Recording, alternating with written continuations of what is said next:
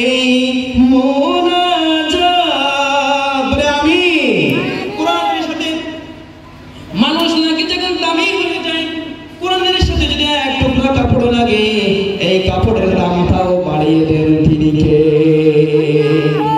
আজকে ছোট্ট উদাহরণ দিলে আপনারা বুঝেছেন। হয়তো কোরআনুল কারীমকে খবর দেওয়া হয়, মোড়ক দেওয়া হয়, একটা 40 টাকা 50 টাকা দামের কাপড় দিয়ে কোরআনের যোগদান দেওয়া হয়। এই হাফেজের ছাত্ররা কি দেওয়া হয়?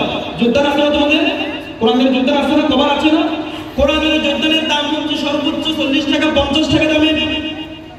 সামান্য একটা কম দামের কাপড় যদি কোনো ভুলাক্রমে যদি নিচে পড়ে যায়, সাথে সাথে কোরআনের যোগদানটা যদি আমরা চুমা দিই, বুকে লাগাই, সালাম করি, ঠিক না?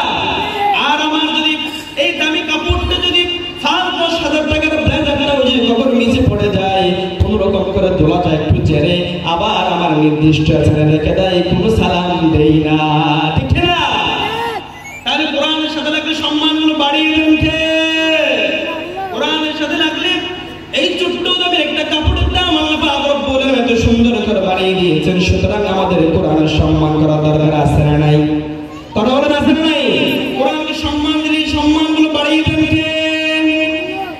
বিশ্বনবী সাল্লাল্লাহু আলাইহি ওয়াসাল্লাম ইরশাদ করছেন, মান কারা হারফান মিন কিতাবিল্লাহ ফালাহু বিহি হাসানাতুন ওয়াল হাসানাতু বিআশরি আমসালিহা। যে মানুষ, যে ব্যক্তি কোরআনকে একবার সম্মান দিল, একবার মর্যাদা দিল, একবার তেলাওয়াত করলো, আল্লাহ পাক রব্বুল আলামিন ওই মর্যাদা, ওই সম্মান, ওই তেলাওয়াতের সওয়াবকে 10 গুণ পরিমাণ বৃদ্ধি করে দেয়। সুবহানাল্লাহ।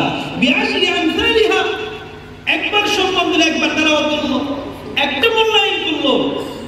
কোরআন তেলাওয়াতকারী যদি একটা হরফ তেলাওয়াতে একটা সওয়াব যদি অর্জন করে, আল্লাহ পাক রব্বুল আলামিন ওই সওয়াবকে, ওই সম্মানকে 10 গুণ পরিমাণ বৃদ্ধি করে দেন। যারা বলেন সুবহানাল্লাহ।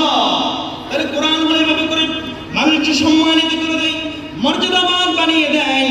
অন্য এক হাদিসে এসেছে, আল-মাহিরু বিল কুরআনি মা'আস সাফাওয়াতিল কারিমিল বারারা ওয়াল্লাযী ইয়াকরাউল কুরআনা ওয়া ইয়াতাতা'তাহু ফীহি ওয়া হুয়া আলাইহি শাকুল লাহু আজরান। সুতরাং পৃথিবীর জমিনের কোন মানুষ যদি খুব মাহির ভাবে সুন্দর করে যদি তেলাওয়াত করতে পারে, তাদের মর্যাদা হলো অনেক বেশি। যেমন করে ফেরেশতাদের কোনো গুনাহ নাই, তেমন করে মাহির করে যারা তেলাওয়াত করে, কোরআন তেলাওয়াত যারা করে, তাদের সম্মান কিন্তু তার মতোই। কিন্তু বিষয়টা হচ্ছে এরকম, যারা আজকে কোরআন পড়তে চায় না, বলে হুজুর আমি কোরআন তেলাওয়াত করতে পারি না, এজন্য কোরআনটা আমি খুলি না, পড়ি না। আমার ভাই ভালো করে একটু খেয়াল করেন, বিশ্বনবী সাল্লাল্লাহু আলাইহি ওয়াসাল্লাম বলেছেন, ওয়াতাতাআতাহু ফীহি ওয়া হুয়া আলাইহি শাকুল লাহু আজরান। কোরআন পড়তে পারে না, কি হয়েছে? কোরআন একটু খুলে দেখো, কোরআনটা পড়ার চেষ্টা করো।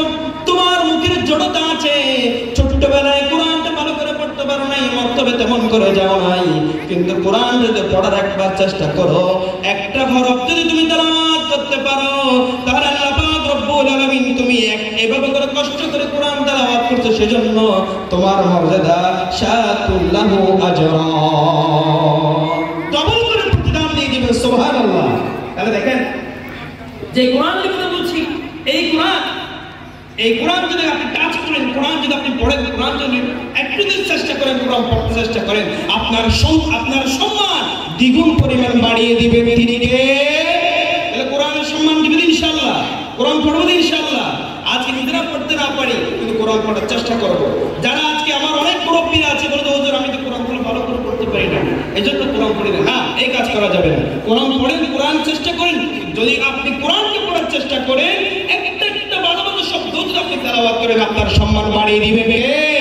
কোরআন পড়ার সবসময় চেষ্টা করতে হবে, কারণ যেই কোরআন আপনি পৃথিবীর জমিনে এত কষ্ট করে তেলাওয়াত করেছেন, কোরআনকে সম্মান দিয়েছেন, বুকে ধারণ করেছেন, কোরআনের মর্যাদা দিয়েছেন, কাল কিয়ামতের ময়দানে এই কোরআন আপনাকে কিয়ামতের ময়দানে সুপারিশকারী হয়ে দাঁড়িয়ে যাবে। সুবহানাল্লাহ।